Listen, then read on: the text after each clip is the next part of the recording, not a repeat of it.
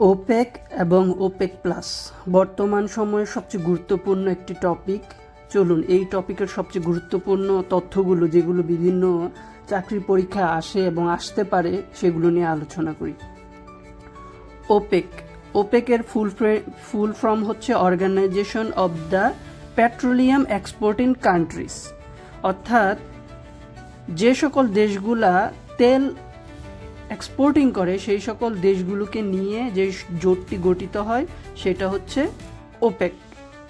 এর নাম থেকে বোঝা যাচ্ছে এটি প্রতিষ্ঠিত হয় 14 সেপ্টেম্বর 1960 সালে ইরাকের বাগদাদ শহরে। প্রতিষ্ঠাকালীন সদস্য ছিল 5টি।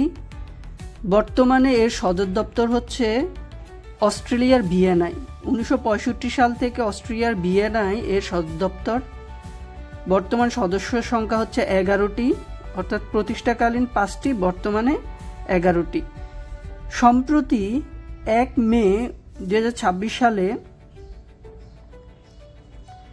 সংযুক্ত আরব আমিরাত নিজেদেরকে এই জোট থেকে, ওপেক এবং ওপেক প্লাস থেকে প্রত্যাহার করে নেয়।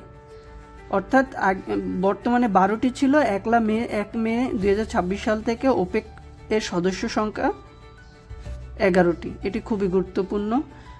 এবং সম্প্রতি যে দেশটি নিজেদেরকে প্রত্যাহার করে সেটি হচ্ছে সংযুক্ত আরব আমিরাত।